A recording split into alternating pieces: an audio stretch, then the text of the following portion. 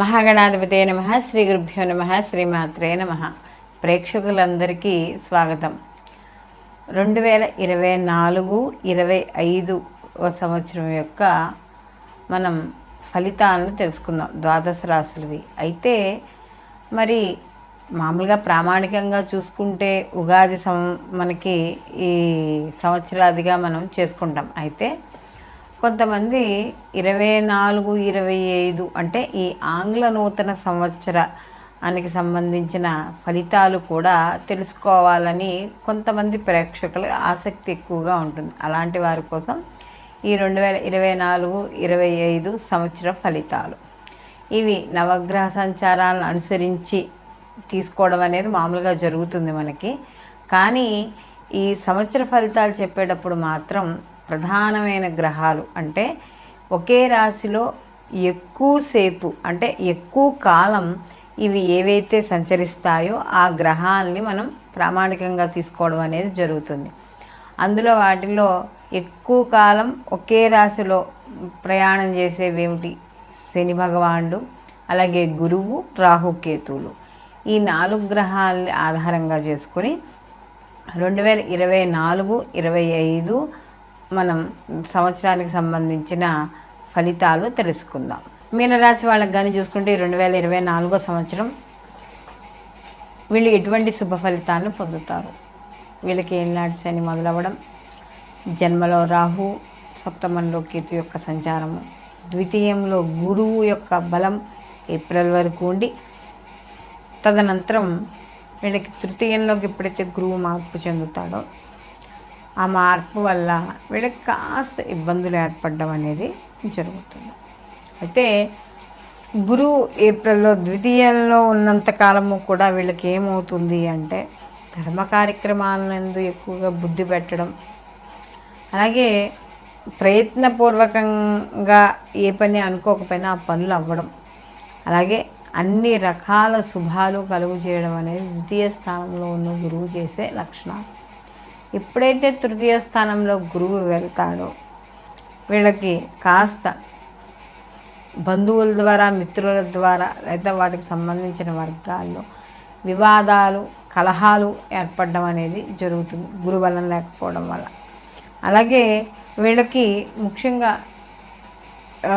ఈ మీనరాశి వాళ్ళకు కూడా ద్వితీయంలో ఉన్న గురువు ఎప్పుడైతే తృతీయంలోకి మారుతున్నారో అప్పుడు అదే సమయంలో మనకి ముందుగానే రాహుకేతుడి యొక్క మార్పు, జన్మలో రాహు యొక్క మార్పు అనేది కొంత వ్యతిరేక ఫలితాన్ని ఇవ్వడం, అలాగే సప్తమంలో కేతు యొక్క ఇది కూడా వ్యతిరేక ఫలితాలు ఇవ్వడం అనేది జరుగుతుంది. ఎందుకంటే ఇక్కడ సప్తమంలో ఉన్న కేతు యొక్క సంచారం వల్ల వీళ్ళకి కానీ చూసుకుంటే ముఖ్యంగా చర్మానికి సంబంధించిన ఇబ్బందులు ఉండడం, అది ఏవైనా కావచ్చు, ఎగ్జిమా లాంటివి అలాంటివి ఏవైనా ఉండడం, అదే అనవసరంగా తిరగడం అంటే ఒక పనిని 1-2 సార్లు అయిపోయే పనిని 10 సార్లు అయ్యేటట్టుగా తిరగడం, దేనికి వివరంగా సరిగ్గా కనుక్కోలేకపోవడం వల్ల కావచ్చు, మనకి అవగాహన రాహిత్యం వల్ల కావచ్చు, దేనికైనా సరే 10 సార్లు తిరగడం అనేది ఏర్పడుతుంది. అలాగే ప్రతి పనిలోనూ కూడా అంతే, అది విద్యలో కావచ్చు, ఉద్యోగంలో కావచ్చు, వ్యాపారంలో కావచ్చు. ఒక పని ఏదైనా పై అధికారి చెప్పినప్పుడు దాన్ని సంపూర్ణంగా క్లారిటీగా క్లియర్గా చేయలేకపోవడం, దానివల్ల ఒకటే పనిని 10 సార్లు చేయడం. వ్యాపారం చేసేవాళ్ళు అయితే వాళ్ళు కూడా అంతే, వాళ్ళలో లాభార్జన కూడా తక్కువగా ఉండడం అనేది జరుగుతుంది. ఎందుకంటే సప్తమంలో కేతు ఉన్నాడు కాబట్టి జీవిత భాగస్వామి విషయాల్లోనూ, భాగస్వామి వ్యాపారాల విషయాల్లోనూ లేదా సొంత వ్యాపారాల్లో కూడా నిర్లక్ష్యము అని కాదు కానీ ఒక నిస్పృహ, నిరుత్సాహము ఇలాంటివి ఎక్కువగా ఏర్పడడం అనేది జరుగుతూ ఉంటుంది. ఇదే సమయంలో రాహు సప్తమ దృష్టిలో ఒకరినొకరు చూసుకుంటూ ఉంటారు కాబట్టి ఒక్కోసారి అధర్మ మార్గాన్ని వెళ్ళిపోతే ఏమైపోయింది, మనకు 4 రూపాయలు ఎక్కువ కలిసి వస్తాయి కదా అనే భావన కూడా రావడం అనేది జరుగుతుంది. అయితే ఇక్కడ వీళ్ళకి కానీ చూసుకుంటే జన్మ రాశాధిపతి గురువే అయ్యాడు కాబట్టి గురువు సహజంగా అధర్మంగా ఉండడు కాబట్టి ధర్మబద్ధమైన కార్యక్రమాల వైపే మనసు తిప్పడం ఉంటుంది. కానీ ఎక్కడో ఒక్కడ ఒక మనోవిచారము, అసంతృప్తి, ఒక రకమైన బెంగ, ఏమవుతుంది రేపటి రోజు భవిష్యత్తు అనే ఆలోచన రావడం అనేది జరుగుతుంది. అలాగే సంతాన విషయాల్లో వాళ్ళకి సంబంధించిన వృత్తి, ఉద్యోగ, వ్యాపారాల విషయాల్లో సామాన్యంగా ఉండడం అనేది జరుగుతుంది. అలాగే ఈ మీనరాశి వాళ్ళకి కానీ చూసుకుంటే విద్యార్థులు ఎవరైతే ఉన్నారో వాళ్ళకి కాస్త కొద్దిగా శ్రద్ధ పట్టి వహించి చదవాలి, తప్పకుండా ఎక్కడ ఇబ్బంది పడే అవకాశం అనేది కనబడుతుంది ఇక్కడ. అలాగే ఈ మీనరాశి వాళ్ళకి కానీ చూసుకుంటే భార్యాభర్తల విషయాల్లో వాటిల్లో చిన్న చిన్న పొరపచ్చాలు ఏమైనా ఉంటే ఒక తగ్గడము, కాస్త దగ్గరగా అంటే ఎలా అంటే ఒకరినొకరు చర్చించుకొని పనులు చేయడం అనేది జరుగుతుంది. అయితే ఎప్పుడైతే ఈ రాహుకేతులు మార్పులు ఎప్పుడైతే జరుగుతాయో, ఆల్రెడీ మార్పులు జరుగుతున్నాయో అంటే మనకి 2024 వచ్చేయడం రాహుకేతులు మారిపోతారు ఎలాను.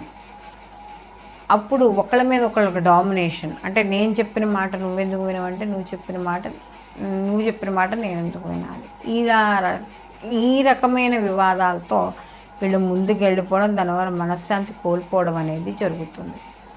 ఈ మీనరాశి వాళ్ళకి ముఖ్యంగా స్త్రీలు ఎవరైతే ఉన్నారో స్త్రీల ఆరోగ్య విషయాల్లో జాగ్రత్త వహించండి. స్త్రీ పురుషులు ఇద్దరు కూడా ఆరోగ్య విషయాల్లో జాగ్రత్త వహించాలి. అలాగే వీళ్ళు చేసే ఏవైతే యాక్టివిటీస్ ఉన్నాయో యాక్టివిటీస్లో కొద్దిగా జాగ్రత్త వహించండి. రాజకీయ సినీ రంగాల్లో ఉన్న వాళ్ళకి ఈ శని భగవాన్ యొక్క ప్రభావం అనేది ఎక్కువగా ఉంటుంది. అలాగే రాహుకేతుల యొక్క ప్రభావం కూడా ఉంటుంది. కాబట్టి ఆరోగ్య విషయాల్లోనూ మీరు చేసే వృత్తి ఉద్యోగాల్లో జాగ్రత్త వహించండి. వివాహం కాని స్త్రీ పురుషులు ఎవరైతే ఉన్నారో వాళ్ళందరికీ కూడా కాస్త కొంచెం నెమ్మదిగా పనులు ఆలస్యంగా ముందుకు వెళ్ళడం అనేది వీళ్ళకి జరుగుతుంది. అలాగే దైవారాధన ఎక్కువగా చేయండి. ఈ యొక్క మీనరాశి వాళ్ళు దైవారాధన ద్వారా ఇవన్నీ అధిగమించడం అనేది జరుగుతుంది. ఏనాడు శని యొక్క ప్రభావం అనేది ఉంది కాబట్టి ప్రతిరోజు కూడా శని భగవానికి సంబంధించిన శ్లోకాలు 10 సార్లు చదువుకోవడం, అలాగే ప్రతి శనివారం నల్ల నువ్వులతోనూ నల్ల నూనెతోనూ అంటే నల్ల నువ్వుల నూనెతోనూ శని భగవాన్ అభిషేకం చేయించుకోవడం, రావి చెట్టు చుట్టూరా 11 ప్రదక్షిణాలు చేయించుకోవడం, కుదిరితే ఇక్కడ మనకి రాహుకేతులు అంటే దుర్గారాధన ఎక్కువగా చేయడం ద్వారా మరిన్ని మంచి ఫలితాలు పొందడం అనేది జరుగుతుంది. ఇక్కడ మనం ఇప్పటి వరకు 2024-25 సంవత్సరం మనకి సంవత్సర ఫలితాలు చెప్పుకున్నాం కదా.